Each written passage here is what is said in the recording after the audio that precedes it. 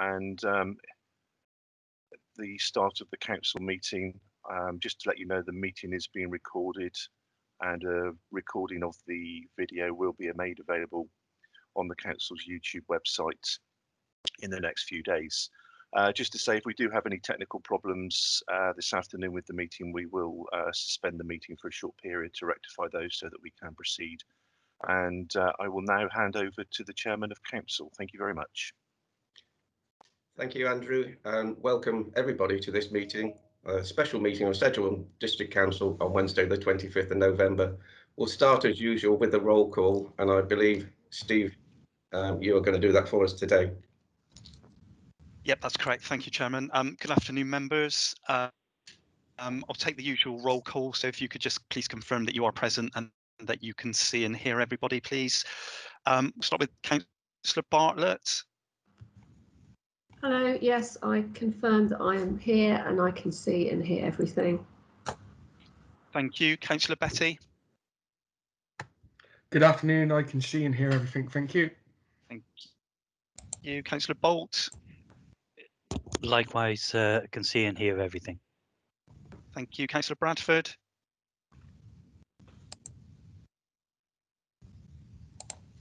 Do we still have Councillor Bradford? I'm muted. Okay, sorry about that. I can hear and see everything. Everybody. Thank you. Councillor Bruce.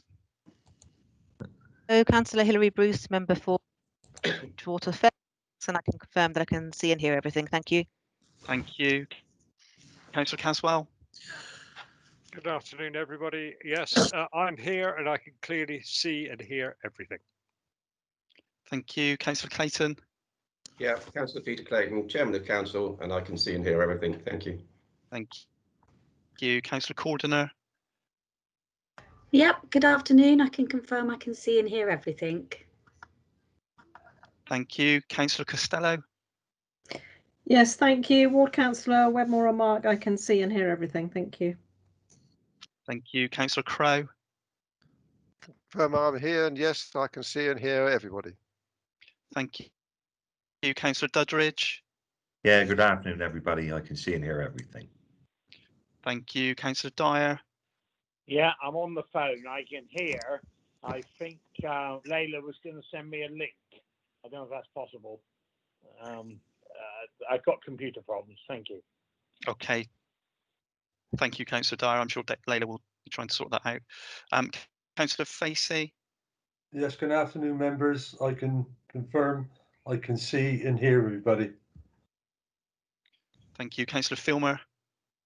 Yep, Councillor Bob Filmer, I can also see and hear everything. Thank you. Thank you. Councillor Finneran. Yes, good afternoon, Councillor Paul Finneran. I can see and hear everything. Thank you. Thank you. Councillor Gilling. Yes, thank you, Councillor Andrew Gilling. I can see and hear everything clearly. Thank you. Councillor Glassford. Good afternoon. I confirm I can see and hear everything. Thank you. Councillor Godwin Pearson. Good afternoon. I confirm I can see and hear everything. Thank you. Councillor Granter.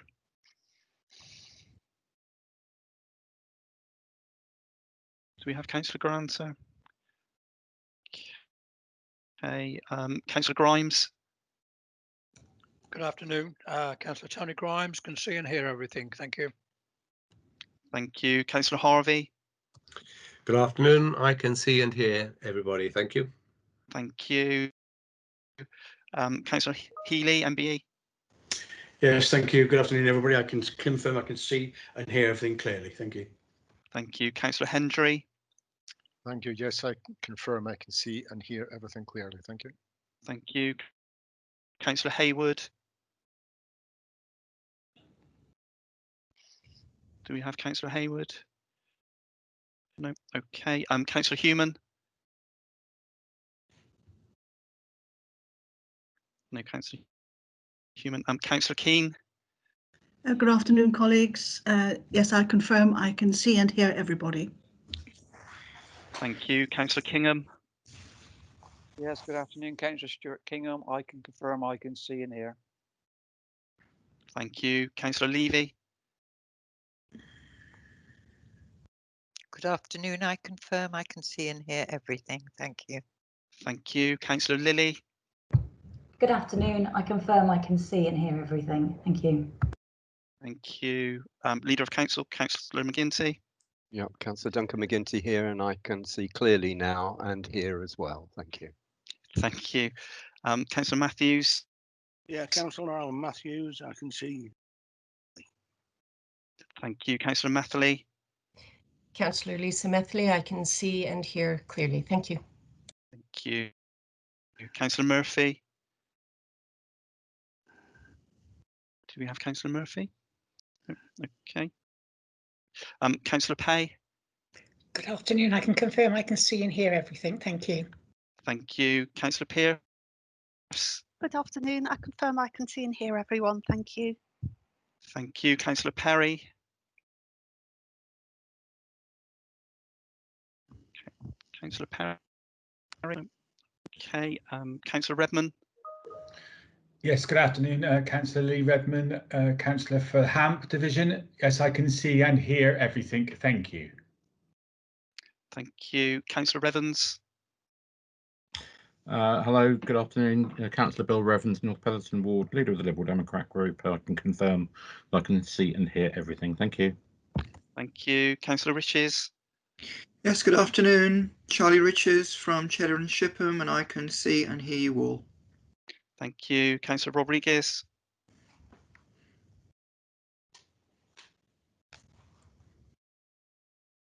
No. Okay. Councillor Scott. Yes, good afternoon. Hello, everybody. It's Councillor Liz Scott here from the Axvale Ward. Confirm I can see and hear everything. Thank you. Thank you. Councillor Slocum. Good afternoon, Deputy Leader Jill Slocum. I can see and hear everything. Thank you. Thank you. Councillor Smedley. Yeah, Brian Smedley, Bridgewater Westover, Leader of the Labour Group. I can see and hear everything. Thank you. Councillor Wong. Yes, this is Gary Wong. I confirm that I can see and hear everybody. Thank you. And Councillor Woodman.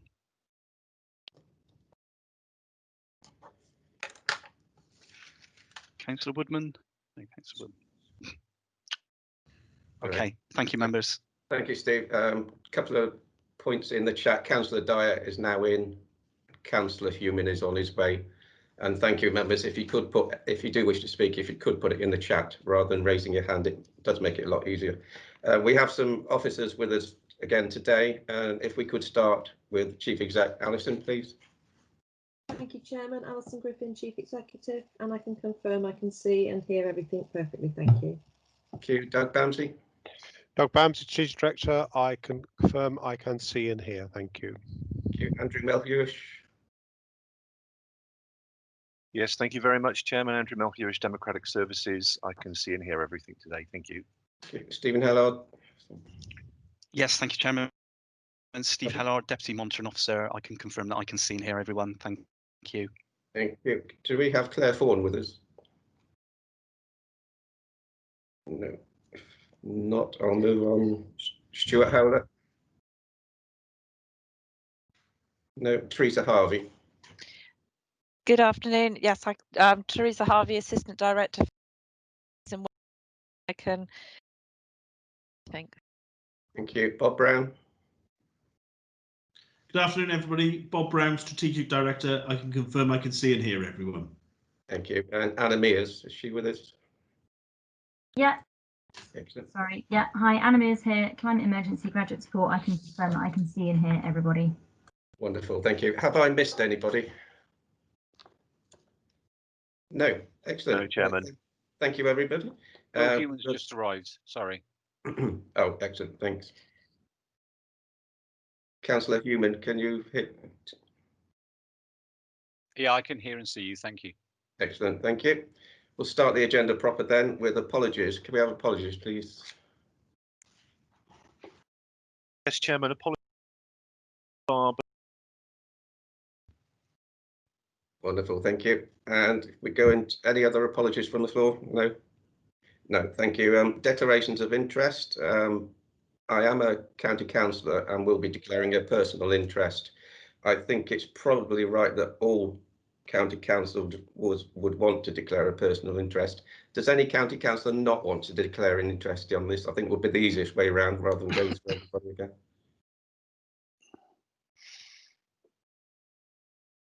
So all county councillors are declaring an interest in item 4. Thank you.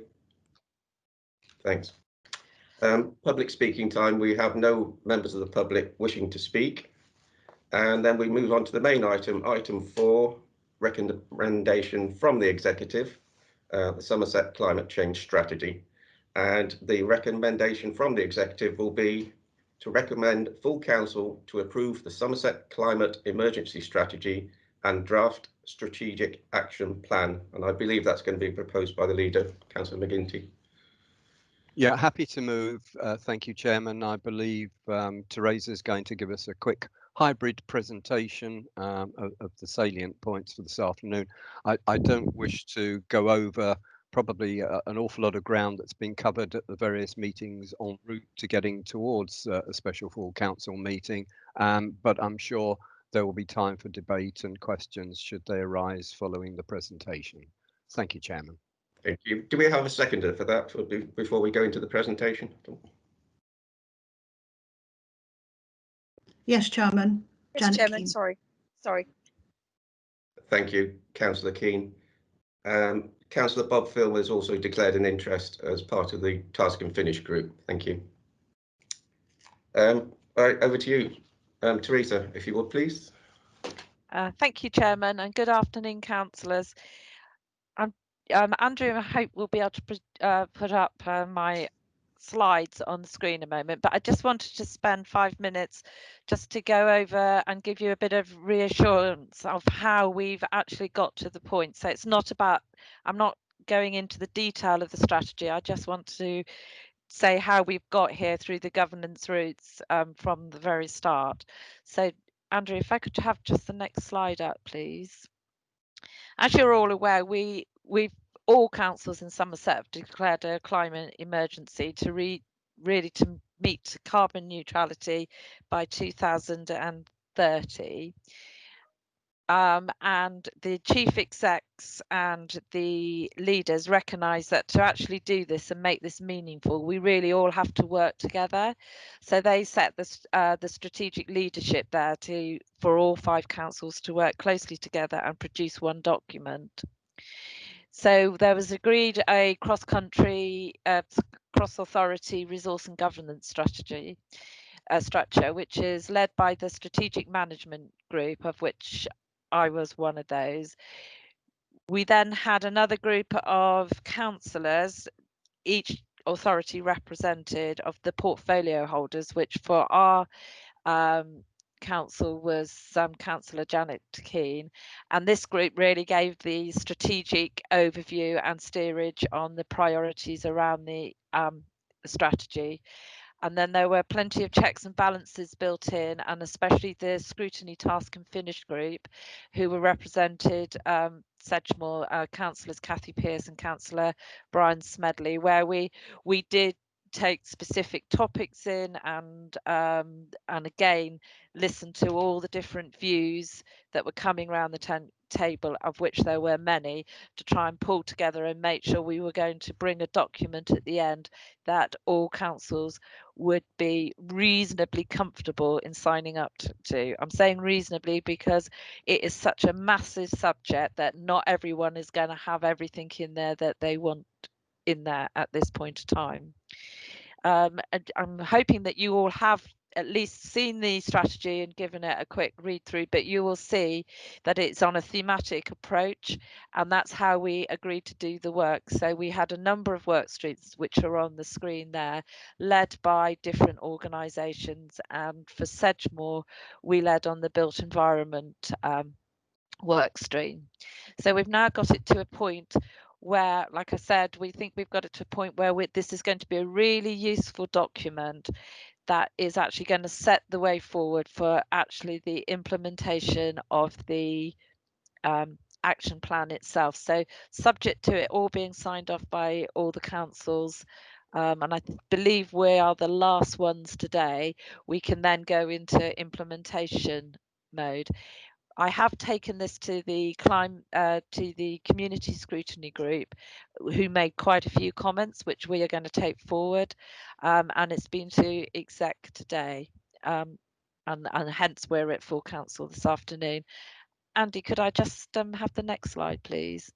I just thought it'd be useful to say that, you know, we are obviously developing our own strategy itself, which Anna Mears, who's in the meeting today, has done an awful lot of work on for it, but we're ensuring it does align with the county-wide strategy. But our strategy is about how we're going to deliver those actions plus our own specific priority actions, and they're going to be tailored for our own delivery in Sedgemoor. Some of the overarching work that may come out of it, and this is just picking on a few, is the electric vehicle strategy, which we've already done some work collaboratively across the council, and that's looking at the infrastructure for electric vehicles and charging points and the possibilities of that. So that work is already in train, and if anyone wants to see that strategy, then please ask Anna for it and she'll get it to you.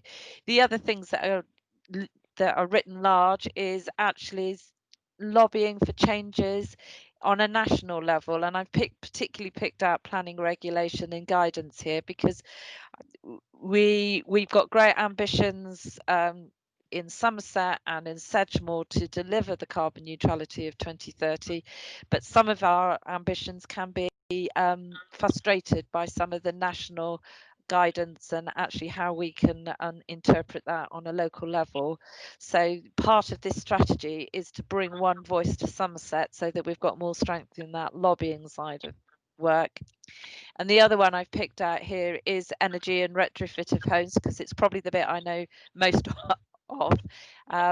But also to say this is an example of where there have been a lot of co-benefits. So a lot of the retrofit actions that are in our plan we're already doing, and that's under the fuel poverty agenda. So that's Chris Trevelyan's team and the Somerset Independence Partnership are already building on that for Sedgemoor as well as the rest of the county. And in a same way, David Baxter is picking this subject up now and this topic up and taking that through the strategic housing group. So that's just an example of some of the co-benefits of doing the strategy and working together. So we'll be bringing the county our own specific strategy to community scrutiny early in the next year, and then hopefully for formal sign off in the same process through exec and full council sort of February, March next year. So how will, once we've all signed this off, it's actually what is going to be how we're actually going to keep the ongoing monitoring across the whole of the county. So there will be a lessons learned as part of the end of task report, which will go to the CEO and leaders. So there are a number of lessons that we have learned through this about collaborative working and in employing and bringing the academic side of this work to the table. So that will be sort of one of the things that will be learned from there. And then following that, it's about setting up a implementation board, and basically we're going to follow the same sort of governance route, which will be again led by our leaders and chief executives, and the board would be set up with equal representatives across all 5 authorities. Terms of references are still to be developed, and the senior management group will be set up and working again. And we, at the moment, we're still thinking that we'll use those theme leads that I showed you earlier on to keep that approach going because it worked well. It'll be managed through a program management board, so with a specific climate change program manager, and then subject to the same sort of scrutiny that I described earlier on as we go through this. I just need to say that this is proposals, it hasn't yet been decided, but that's actually the sort of thoughts of how we're going to be able to review and keep this document going. I think probably just to end is just to make it clear that this document is a living, breathing document, and it will be changing and be reviewed constantly as we grow in our learning, as the science changes, as information comes forward, and as hopefully we get some more support from a national level to drive some of our local ambition forward. So Chairman, I'm going to finish there, but I'm happy to take comments that I can then use to take this forward as we go into our implementation point. Thank you very much for that, Teresa. Councillor Brian Smedley, you wish to come in first.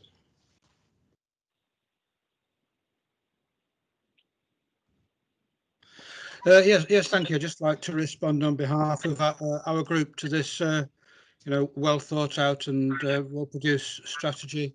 I mean, of course, we're going to be supporting this document.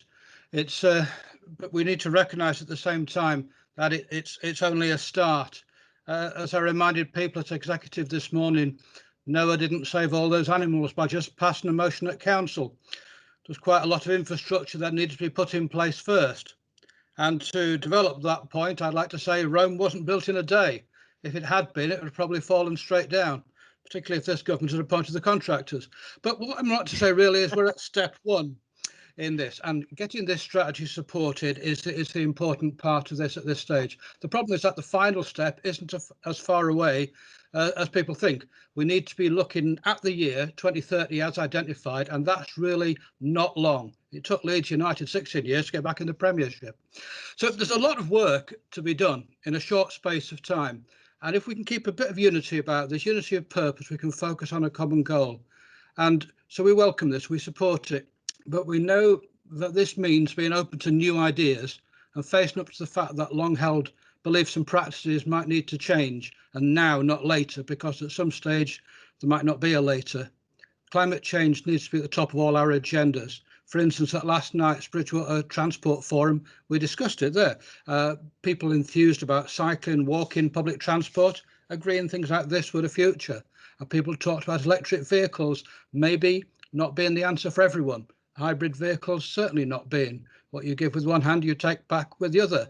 Don't want to go back to the Chancellor's statement again on that one, but people say that maybe we should be focusing on electrifying public transport, and people should accept that the age of personally polluting the atmosphere from the comfort of your own private carbonator is over. Electric vehicles, buses, trains, trams, electric bikes and delivery vehicles, very important increase in public sector infrastructure, home delivery, shopping locally, cutting down on the need for private vehicles. Climate change forums, people have said that food production and land use is unsustainable as it's currently envisaged. And people have said that recycling, yes, but it's not the only answer. And certainly not when it comes to plastics. The all-pervading creep of plastics across the world has to stop at source and alternatives found. If we want a carbon negative world, we have to rapidly move to alternative energy sources, wind, solar and water. So we're not just asking for a few electric charging points here and there, and then we're done. We need a Green New Deal. And despite paying lip service to that today, the Chancellor in his spending review didn't put anything like enough new vision on the table to make people believe this, instead saying the economic crisis will only now start, which of course is a bit of a surprise to people whose future has been uncertain since last spring. So it feels like we're back to square one. And I say spending review. Of course, we can all solve things by short-term borrowing, and we can do that, but not by a pay freeze on the hard-working public sector that has pulled us through this crisis, and not from the poor of the third world, which we've got a historic duty to help. So when we look at food production, it's not just a local thing, it's a worldwide issue. Amazonian rainforests are being destroyed, and the line of replacement cherry trees up Hamp Green Rise won't solve that, but it's a start. We need to be planting more trees. We need to plant more than we're destroying. And we need to start by stopping destroying things in the first place, because it's a worldwide problem. And trees are crucial here, and they can defend against flooding, and they can act as a crop, and they're a carbon sink, and they can protect the land. And we can do that with a major tree planting programme. And that should be right at the top of our agenda. So we can pass this strategy, we must pass this strategy, but what I'm saying is government has a key role in this. And one of those roles is providing local councils such as ours with the power and resources to implement strategies like this at the localist level. And that means genuinely recognising local government as community leaders. And I think we've all recognised this could be the case with the forthcoming unitary reviews. And if they get that wrong, we might not be. Thank you for that, Brian. Councillor Bill Revans. Thank you very much, Mr. Chairman. Similarly, on behalf of the Lib Dem Group, very happy to endorse this proposal. I think the strategy document that came with this was of the highest quality, and I do commend the officers who've been involved with writing it and the members who've been involved with it across the county from all 5 authorities. I think it's a superb piece of work. I'd also particularly like to note the contribution of the Somerset Climate Action Network with their consultation that went behind this document. I found that one of the most fascinating parts of it, to read what people were thinking. I really appreciated that they listened to the voice of young people in this, because I think it's so important that we engage future generations with this issue. And of course, young people have been at the forefront of bringing it onto the national stage as well. I think there were three main themes that I took out of it. The first was around transport, and although electric vehicle charging points will be a good move forward for reducing the reliance of our transport on carbon, it is in public transport that the solution ultimately arises. And I do hope that those authorities who are responsible for public transport in the future for Somerset can put together an integrated transport system that means that those people who move around don't necessarily need to rely on internal combustion engines. One of the main areas in which Sedgemoor as the planning authority potentially in the future could make a difference is on the built environment proposals. Really pleased to see us lobbying government on that. It is so frustrating to sometimes sitting on the development committee to pass proposals for new houses which we know aren't carbon neutral. We would so love to be able to insist on that. And energy production, we have to move away from using fossil fuels to produce our electricity, as well as reduce the amount of electricity we use. I was also really pleased to see the equalities impact that went with this with these proposals. Let us not be misled in any way that everybody is going to have to play a part in this, and that will impact on some of those people at the margins of society more because of the inequalities of the impact in society. And I do hope we bear that in mind, that the costs associated with things like moving over to electric vehicles will impact more on those people who have less. The initial action plan has got lots of great ideas in it. I read it and I see it's appendix 2. It's the when and the how much columns that have still got to be filled in. So it's an emergency. We need to act as though it's an emergency, and I look forward to action coming forward from the 5 councils, and I do hope that can come forward. So really pleased to see all of these important things coming forwards in these proposals. Sedgemoor is in the front line of climate change with our extensive areas of sea level, vulnerable areas, and I do hope that this has the unanimous support of this council and we move forward to take real action so that we can achieve this over the next 10 years. Thank you very much, Mr. Chairman. Thank you, Bill. I'm sure it will. Councillor McGinty, leader.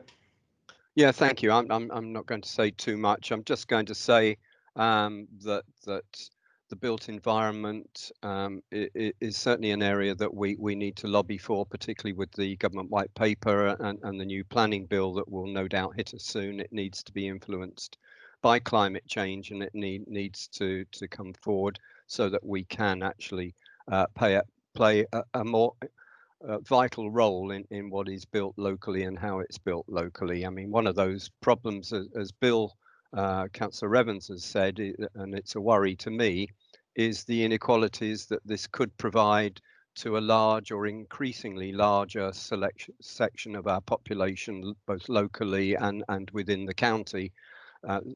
These measures don't necessarily come cheap, and the alternatives are not the easiest of things or the most popular things to provide at this time, but we must lobby government to make recompense and allowances for the inequalities that could occur should we forge ahead. We don't want to leave everyone or a large proportion of the population behind, rather like our digital strategy. We've always maintained that we will keep the normal channels of communication between the council available to those until such time as they can migrate or all migrate to the digital. It's digital by design, not by default, and it should be climate change by design, not default, as far as we can. And in referring to Councillor Smedley's references to NOAA, I mean, I think that's an important reference, but we should remember that there were rather a large number of trees that were cut down in the making of the Ark and the ramps to get into the Ark. And I don't think he actually had a council meeting where it was decided that we would make the Ark. I think it was a fairly unilateral decision on behalf of a benevolent dictatorship, but I'm not sure whether he's proposing that, but we can always look at that. But thank you, Chairman. I think we're all in agreement. This is a good document. It's a good basis. It's a living document, and it will adapt and evolve over the years to come. Thank you, Chairman. Thank you for that. Councillor Hilary Bruce. Thank you, Chairman. If you'll allow me, I'd like to just highlight the issue of a transport related to rural isolation. It was something that was picked up when this came through community scrutiny, but I would just like to go over it once more if possible. The improved provision for cycling and walking is important in towns and to connect towns and villages. But it's important to remember that our county has rural communities that depend on their cars as they consider the public transport available to them to be inadequate and inefficient. A friend of mine in one of these rural communities recently said to me that being without a car would be like cutting an artery.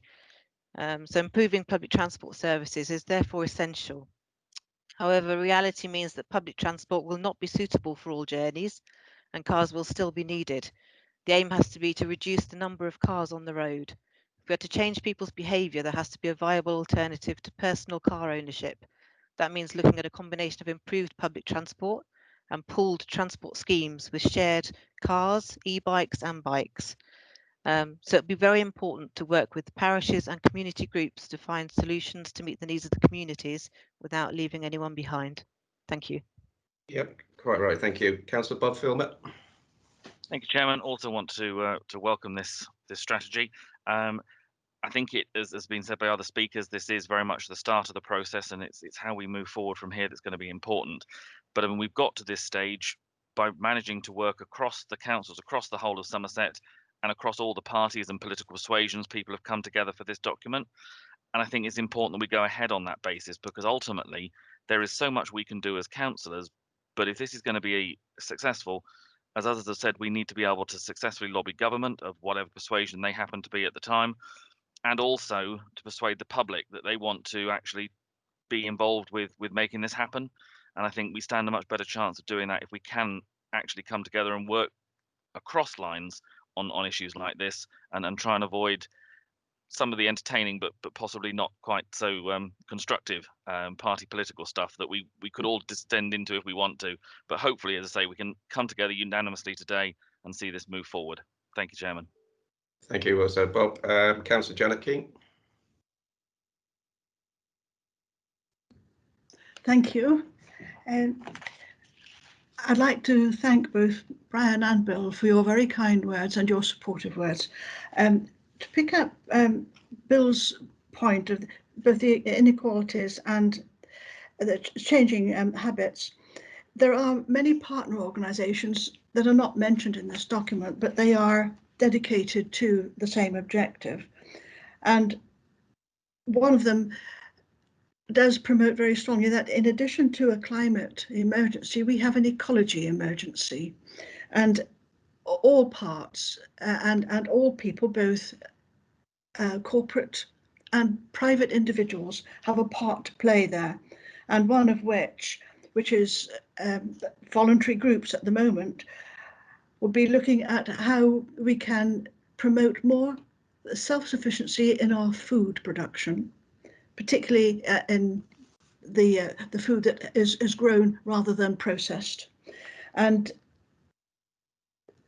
somehow one of the things to change is how local people, when they produce, because they like to grow things and obviously will grow rather more than they can themselves use, are able to sell it without being classed as a business and pay tax.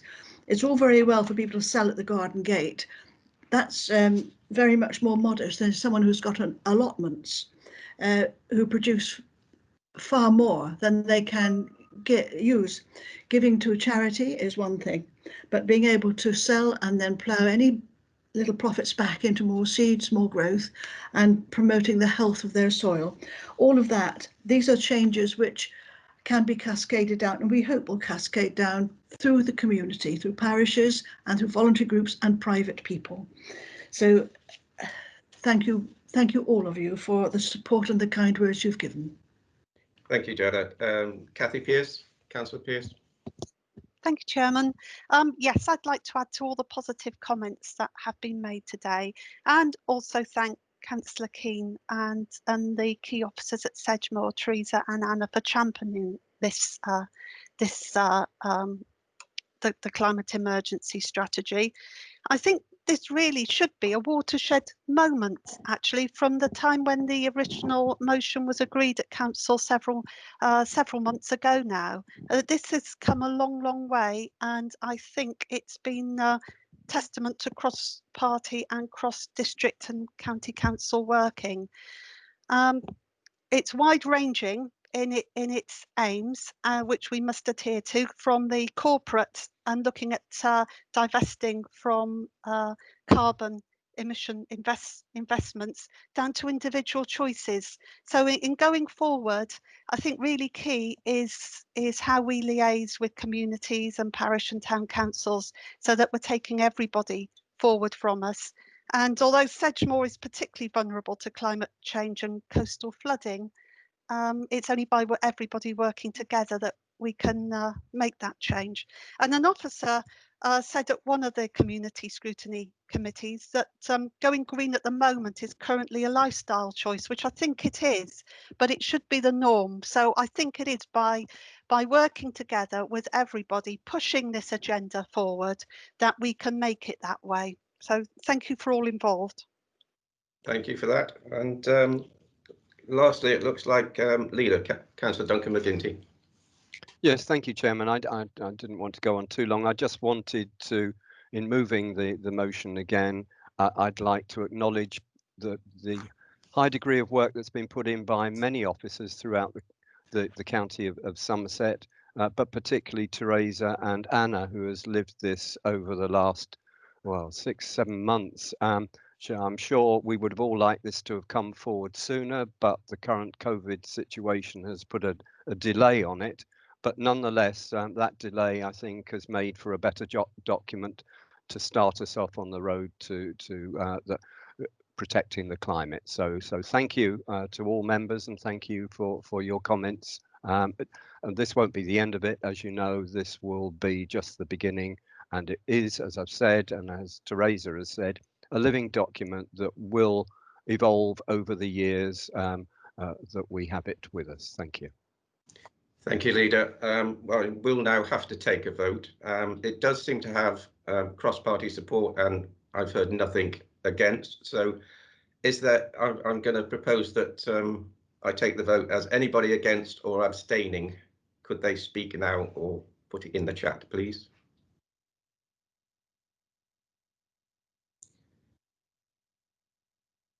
No, so I'll take that as unanimous support. Thank you very much, members. And that concludes. Chairman, I have seen a hand up from Elizabeth Scott, Councillor Scott. I haven't got her on my screen, sorry. Liz Scott. Oh, God. Thank you. I do appreciate that this is a lot of work has gone forward into this document. And I perhaps ought to declare an interest in some of the contents. and I actually can't really support it in its entirety, so I wish to abstain. Thank you. Thank you for that, Liz. So that's almost unanimous, apart from one abstention. Anybody else before I close the meeting? No, thank you for your attendance this afternoon, and meeting closed. And thank you for everything. It's an excellent Chairman, document. should we just have Mr. Mel Hewish confirm Yes. the decision for us? That's a good Sorry, idea. thank you. Yeah. Yeah, I am pleased to confirm that the recommendations before you have been carried by a majority of members, and just one abstention. So that is carried. Excellent. Thank you, Andrew. And with that, I will close the meeting. Thank you all. Thank you. Thanks, Thank you, Chairman. Chairman. Thank you, Chairman. Thank you. Thank you. Bye.